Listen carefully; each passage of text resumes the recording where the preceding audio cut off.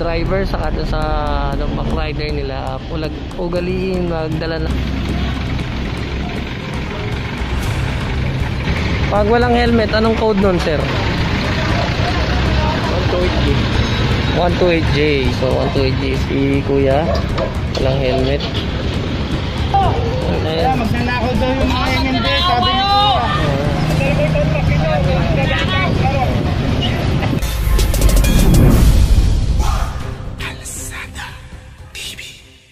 Ugaliin magdala ng spare na helmet o magsuot ng helmet kasi itong MMDA ay otorisado rin na manikit sa mga walang helmet.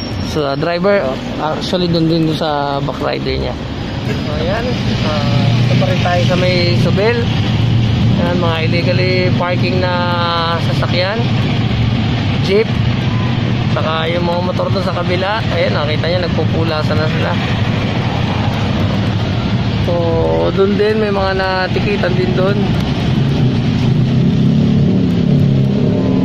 Paliko na tayo ng Onyx Street.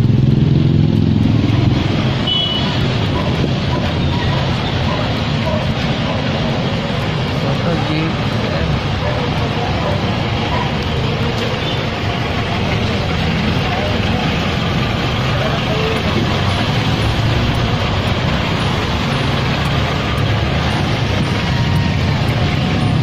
Kabila, ganun pa rin jeep.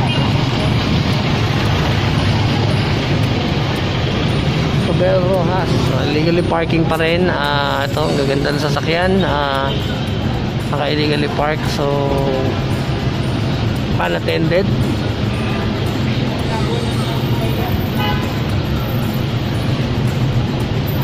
So yung multa nito ay 2,000 na babayaran sa bayad center saka sa sa opisina ng MMDA. So ayun, sa kabila din doon, meron din doon mga tricycle driver na nagparking dito sa harap ng Rizal Memorial Coliseum. So ayan. So doon din sa may part ng Mercury Drug. Ayan.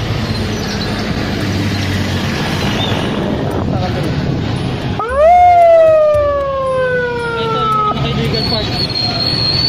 Nagalit yung CCTV na natin ang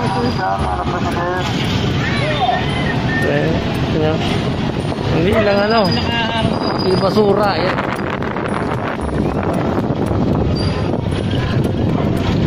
Driver. Nagtikitan po yan. Illegal parking. Ayaw ba sa'yo? Okay ba yan?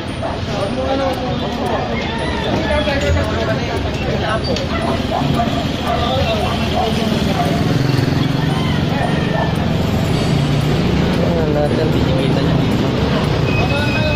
dito to sa may Onyx Street.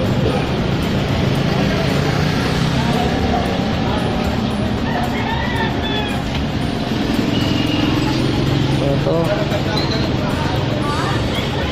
no helmet. So may helmet naman pala siya, hindi naman niya sinuot. So para din naman sa kaligtasan niya yung helmet na yun. Wow. Kaya magnanakaw daw yung mga MMD, sabi niyo po.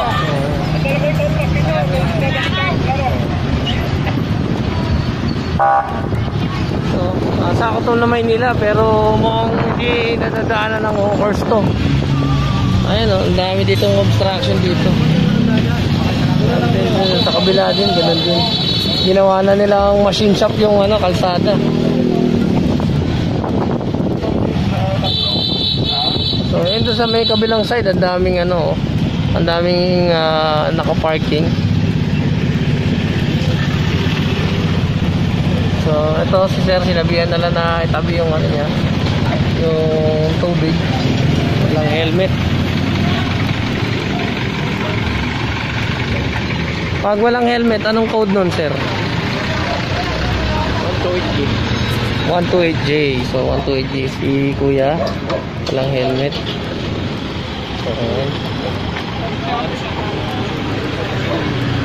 Wala ako ng tutusan lang ako ng mga adik ko. Gaano ako ng palawin. Sunog kasi yung JJ na. Bakit na ba? O siya nung bahay nung bakit na ako. Kaya makukuha lang kami ng pera. Wala. Taga rito po. Ito. 128 Jayden, no helmet.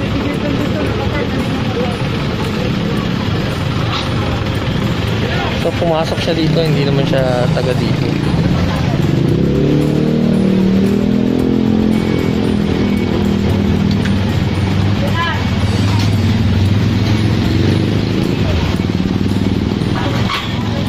One to eight Jayden yan, sir. Wala po ng helmet. So helmet. So yung babayaran ni ma'am 1,500. Pwede niyang bayaran sa bayad center saka sa opisina ng MMDA. Dito to sa may Onyx Street, Maynila.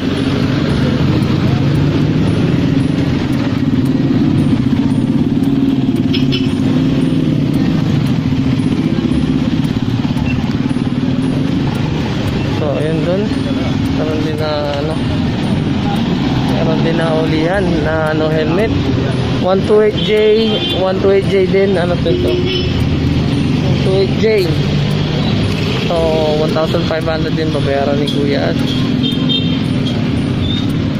Babayaran sa bayad center o kaya sa opisina ng MMDA. Ano, titigilan to. Ayun o, yun yung pagkakapart niya dito. Ano yung stock yun? Nasa gitna po ng kantalasyon. Ano, hindi na. Wala party. Dito, puro unattended. So yun, ang haba. Hinaharang sila ng mga MMDA natin.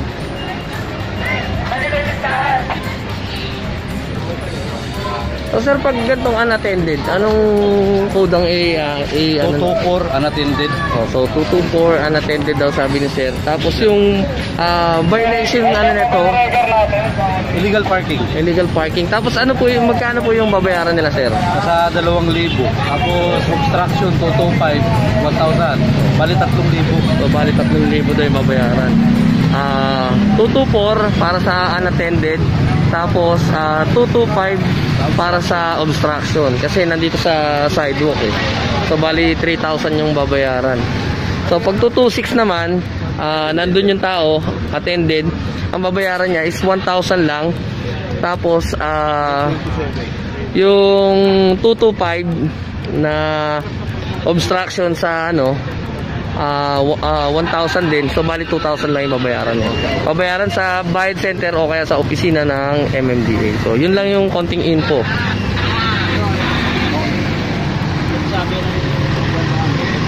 So ayun.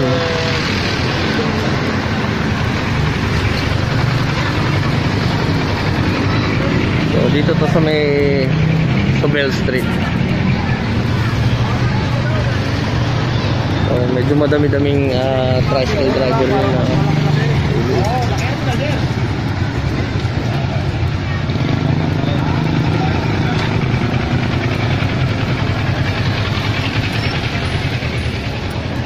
so yun yung bagong nadagdag na code 225 obstruction. So yung 225 na idadagdag dun sa penalty kung unattended o attended, idadagdag yun dun.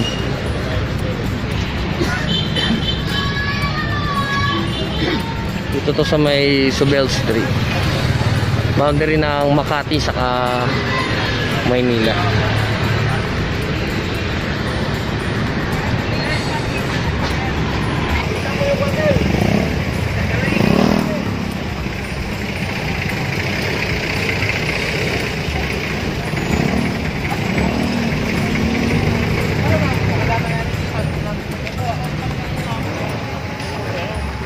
Ito yung may-ari ng halaman. Sa inyo to, sir?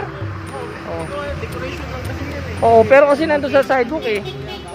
Dapat nasa taas siya. Di ba yung ibang halaman nyo nasa taas nyo? Nasa taas sa amin?